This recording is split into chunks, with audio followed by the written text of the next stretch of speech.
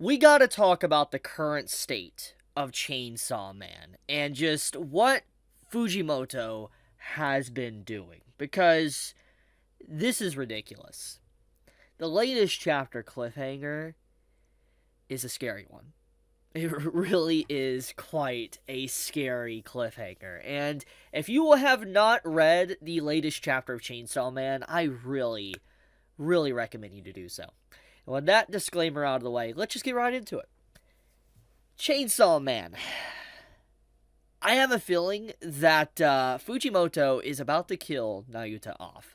Because with this statement from Denji's mind, basically saying there's no way I could ever have family, I mean, I killed my own dad. And when you have, like, these images of, like, Nayuta and Denji being very happy together, having this family feeling and all that, it just feels like Fujimoto is setting us up for the Band-Aid rip. Just to rip off the Band-Aid and say, yeah, this is what Chainsaw Man really is about. Because I want to remind everybody, this is the same author, okay, that wrote the end of Power like he did. Like, I think everybody remembers the iconic moment of just, like, Power trying to deliver Denji a birthday cake. She comes to the door, and it represents a lot of development for Power as a character. You know, her thinking about Denji and just the relationship in general. And as soon as she comes to the door, Makima just bangs her.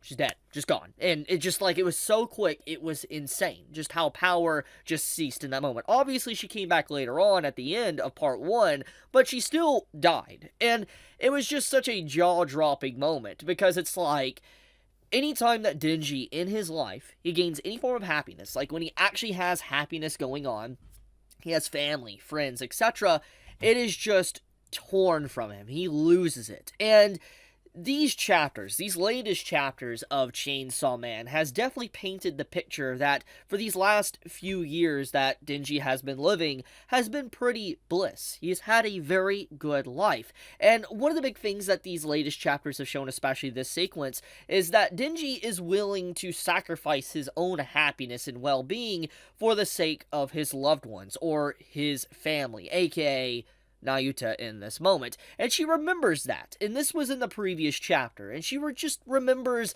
that, you know, Denji was willing to sacrifice his own well-being, everything, just to make her happy because he loves her deeply, so much. And as much as this sequence was kind of funny and people, I remember, were kind of saying this is kind of cringe, it showcased Denji's growth. That it wasn't just about him. He wasn't just being a very selfish character. He was being very selfless. And he really did want Nayuta to have a very blessed and wonderful life.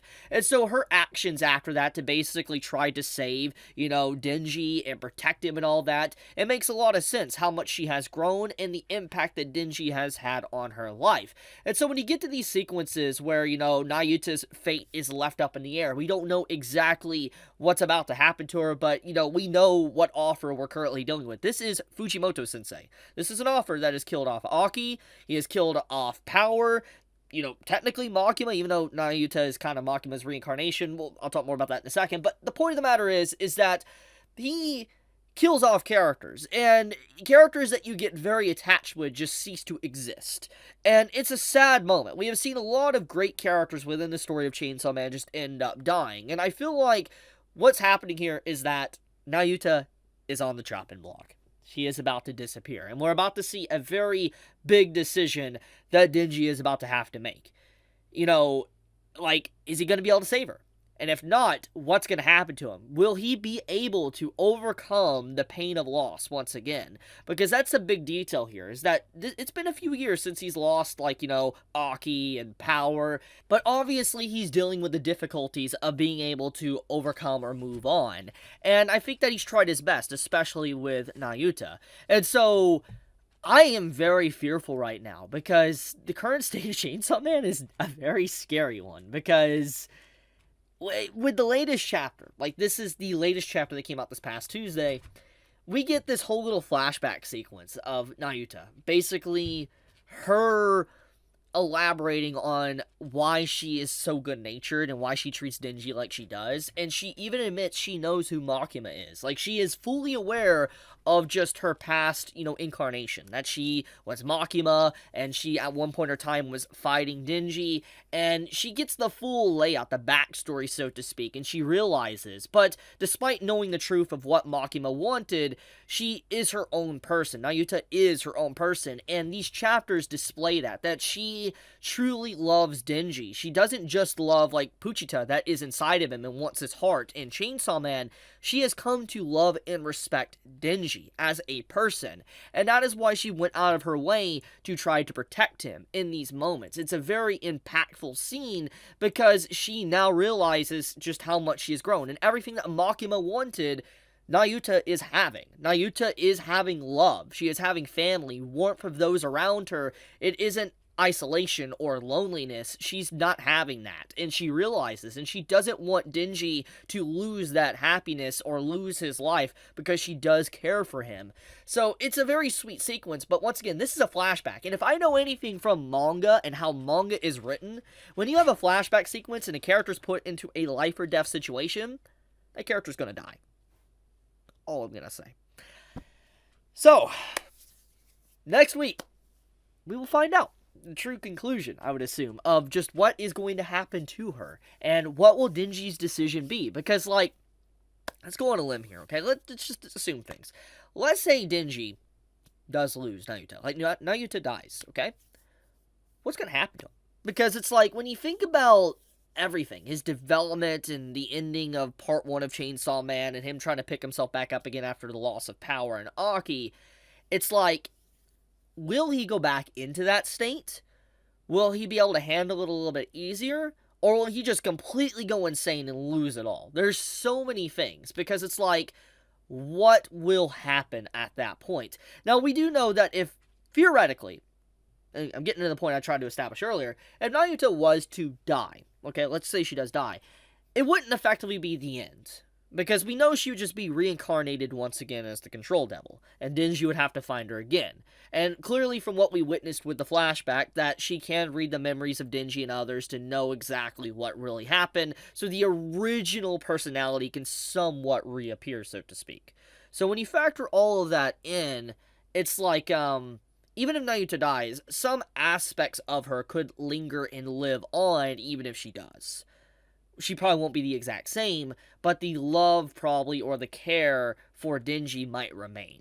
And I think that is a big point that we should take away from the chapter, is that Fujimoto is setting us up maybe for a death, but not necessarily the end entirely, because the Control Devil is intertwined with Denji's fate, and Puchita as well.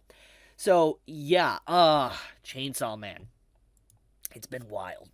Actually, a wild few chapters, like, honestly. This character, by the way, I want to talk about this man. I hate this dude. Like, oh my goodness. I don't think I have hated a character more in a long time than this. Like, this character I loathe. Like, I legitimately hate this character and person. Like, this character as a person. Now, to be fair, the character is obviously designed to be hated. And I think that Fujimoto does a great job with that. He does a very good job with making you absolutely just hate this person as an individual, with just how far he's pushing Denji and what he's doing to Nayuta to frame him and all that. It is just outright gross. Very gross. And I think that, in terms of what his purpose is as a character, spot on. Doing a great job. But oh my goodness, I hate this man. Like, I legitimately just hate this character because, he is just ruining the perfect, blissful nature of Denji's life. And it sucks, honestly. But it looks like we're finally getting back into why people fell in love with Chainsaw Man to begin with. And I think that is another big detail to talk about, is that the OG fans, the people that, read part 1 of Chainsaw Man, have definitely had some complaints with part 2 for a while, saying that part 2 of Chainsaw Man has felt very disconnected from what it once was, and personally I would disagree. I think part 2 was great. It was refreshing. It was very nice to see a change of pace from the typical style that Chainsaw Man part 1 had, but I do think that that chaotic nature of at least the darkness elements of the story weren't really there for a while, and it seems to be kind of bubbling to the surface again, and Denji's character is kind of getting more depth to it, especially with these sequences right here, which I'm all for. So it does seem like the OG Chainsaw Man is back to a degree. But I'm going to leave it at that. I wanted to talk about Chainsaw Man. These chapters have been absolutely wild. Tell me your thoughts in the comments below, how you felt about it. Do you enjoy these chapters? Do you hate these chapters? How do you feel about the Chainsaw Man manga? But with that, be safe, stay healthy.